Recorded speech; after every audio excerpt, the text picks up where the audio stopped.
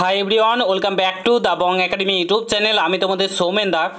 তোমরা নিশ্চয়ই টাইটেল আর থাম্বনেল দেখে বুঝতেই পেরে গেছো আজকে কোন টপিকে কথা বলতে চলেছি। হ্যাঁ, তোমাদের ওবিসি রিলেটেড যে কেসটা রয়েছে, যার জন্য আমাদের সমস্ত এক্সাম ডাব্লিউবিপিআরবির প্লাস রেজাল্ট সমস্ত কিছু আটকে রয়েছে।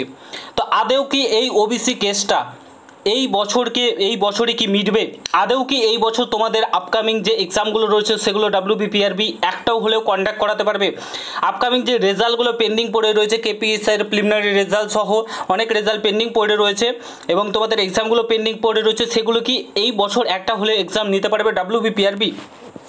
আজকে তোমরা প্রত্যেকে জানো, আজকে মানে হিয়ারিং হওয়ার কথা ছিল তোমাদের ওবিসি কেসের 23 সেপ্টেম্বর একটা ডেট দিয়েছিল। আজকে কি হিয়ারিং হয়েছে কিংবা কি হয়েছে আজকের ব্যাপারটা সমস্ত কিছু তথ্য তোমাদেরকে তুলে ধরবো। কিছু কথা তোমাদের সঙ্গে শেয়ার করার আছে যেগুলো না বললেই নয়, ঠিক আছে?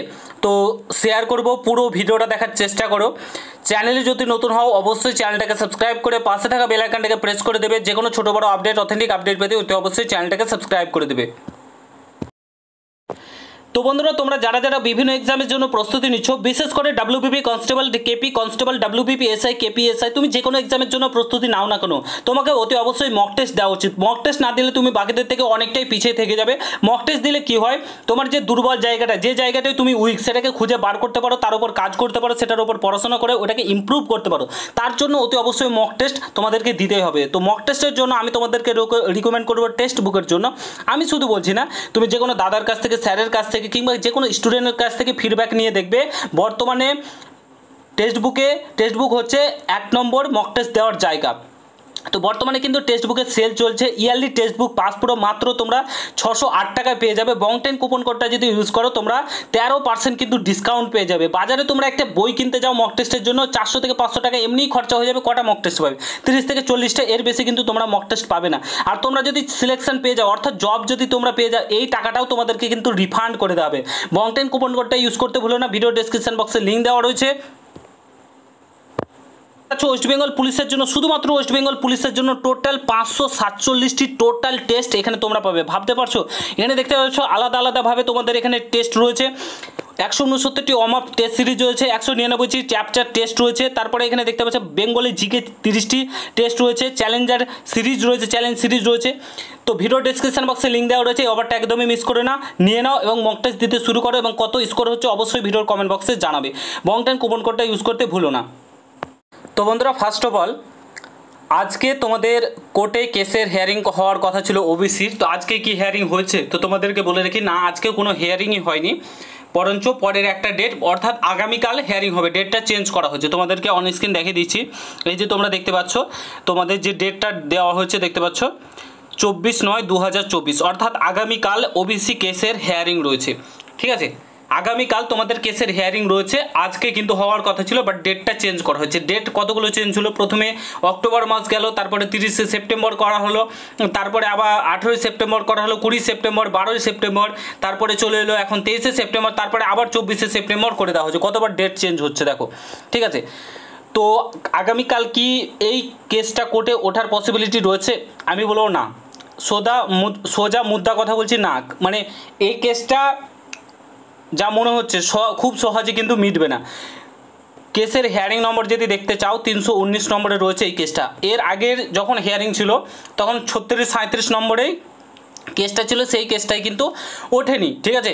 ওঠেইনি কোর্টে। তারপরে নেক্সট হিয়ারিং ডেট দিয়েছে আগামীকালও। তোমাদেরকে বলে দিচ্ছি কোর্টে কেসটা উঠছে না ওবিসি কেসটা, এবং সেটাকে ডিলে করা হবে। ডিলে করে করে মানে চলবে। বর্তমানে কেসটা মেটাটা অনেকটাই মানে বলতে পারো, আমি তোমাদেরকে ডিমোটিভেট করছি না, বাট এটাই সত্য, ঠিক আছে? এটাই সত্য যে এই কেসটা মিটতে এখনও তোমাদের 1 থেকে 1.5 মাস 2 মাস লাগতেই পারে, ঠিক আছে? 1 থেকে 1.5 মাস কিংবা তারও বেশি লাগতে পারে, যা পরিস্থিতি বর্তমানে লক্ষ্য করা যাচ্ছে। এবার ব্যাপারটা কি হয়েছে, এবার এর জন্য তোমাদের সমস্ত এক্সাম যেগুলো রয়েছে ডাব্লিউবিপি, কেপি, সমস্ত এক্সাম কিন্তু আটকে পড়ে রয়েছে, ঠিক আছে? এবার যদি ডাব্লিউবিপিআরবির কাছে আমরা যাচ্ছি, তাহলে কি বলছে যে অনগোয়িং রিকমেন্ড, আমরা বলেছি কলকাতা হাইকোর্টের তরফ থেকে রায় দেওয়া হয়েছিল অনগোয়িং রিকমেন্ডের ওপর কোনো প্রভাব পড়বে না, বাট বলা হচ্ছে ডাব্লিউবিপিআরবির তরফ থেকে এগুলো অনগোয়িং রিকমেন্ডের মধ্যে পড়ছে না। তোমাদের ডাব্লিউবিপি, কেপি, ঠিক আছে, তারপরে তোমাদের WBPSI যে রিকমেন্ডগুলো পড়েছে সেগুলো অনগোয়িং রিকমেন্ডের মধ্যে পড়ছে না, সেই জন্য তারা এক্সামটা নিতে পারবে না। তো এইভাবে ডিলে হতে হতে চলতেই থাকবে কেসটা। ওবিসি কেসটা আমার যতদূর মনে হচ্ছে খুব সহজে মিটবে না। আর আগামীকাল তোমাদের কোর্টে আমি বললাম তোমাদেরকে দেখবে, আশা করি তোমাদের এটার হিয়ারিং হবে না, আবার পুনরায় ডেট দেওয়া হবে। কারণ 300 নম্বরে কেস রয়েছে, দেখতে পাচ্ছ 300 নম্বর, 319 নম্বরে রয়েছে। আর এর আগে 37 38 নম্বরে কিন্তু ওঠেনি, কারণ ওঠেনি আরেকটা যেটা মেন বিষয় ছিল যে বড় বড় কেসগুলো রয়েছে তোমরা প্রত্যেকে জানো, সেই কারণে ওঠেনি। আমাদের হাতে এখন বর্তমানে কিছু করা নেই, কারণ এখন পুরোটাই WBPRB ডিসিশন নেবে, তার সঙ্গে সঙ্গে আমাদের রাজ্যের মুখ্যমন্ত্রী নেবে। তিনি বলেছেন খুব তাড়াতাড়ি কেসটা হ্যান্ডেল করতে। এখন দেখা যাক কি সিচুয়েশন ঘটে, আগামীকাল বোঝা যাবে। তবে তো আমার যতদূর মনে হচ্ছে তোমাদের এই কেসটা কিন্তু কালকে এর সুরাহা হবে না, কিংবা কোনো ভালো ফল কিন্তু উঠবে না। আমি তোমাদেরকে বলছি 1.5 থেকে 2 মাস এখনও সময় লাগবে এই কেসটা পুরোপুরিভাবে কোনো কিছু মানে সবুজ সংকেত মিলতে এখনও সময় লাগবে। তো তোমরা বুঝতেই পারছো এক্সাম কখন হতে পারে না হতে পারে, এগুলো নিয়ে বারবার বলার কিছু নেই। বাট যেটুকুন আমি আপডেট শেয়ার করার সেটা তোমাদেরকে শেয়ার করলাম। কালকে জানাবো তোমাদের কোর্টে এই কেসটা উঠেছে কি উঠে না, তবে উঠবে না। চাই সেটা হচ্ছে এইদিকে আমাদের আর কান না দেওয়াই ভালো, যেদিনকে কেস সেদিনকে মিটবে, তারপরে এক্সাম WBPRB নেবে, এইটুকুন আমরা জানি, এইটুকুনি জানি যে যেদিন কেস মিটবে WBPRB তৎক্ষণিক এক্সাম নেবে। তো আমাদের এখন যেটা কাজ সেটা হচ্ছে পড়াশোনা করা, ভালোভাবে প্রিপারেশান নাও, এটাই তোমাদেরকে বলবো। কম্পিটিশান লেভেল প্রচুর হাই হচ্ছে দিন দিন, তো তোমাদেরকে আরও ভালোভাবে প্রিপেয়ার থাকতে হবে, এইটুকুনি করার, আর কিছু আমাদের হাতে করার নেই, ঠিক আছে। যেহেতু WBPRB ক্লিয়ার বলছে ওবিসি কেস না মিটলে এক্সাম হবে না, সেহেতু এক্সাম হবে না, কারণ পুরোটাই কিন্তু তারা বলছে অনগোয়িং, এটা রিকমেন্ড নয়, জাস্ট ফর্ম ফিল আপ হয়েছে, তার কারণে কিন্তু ওবিসি কেসটা মিটছে না। তো আগামীকাল তোমাদেরকে আপডেট শেয়ার করে দেবো, ঠিক আছে। এইটুকুনি বলার, যদি ভিডিওটা ভালো লাগে প্রত্যেকের সঙ্গে শেয়ার করো, চ্যানেলে নতুন হলে অবশ্যই সাবস্ক্রাইব করে যাও। দেখা হচ্ছে নতুন ভিডিওর সঙ্গে। ভালো থেকো, সুস্থ থেকো, গুড বাই, জয় হিন্দ, বন্দে মাতরম।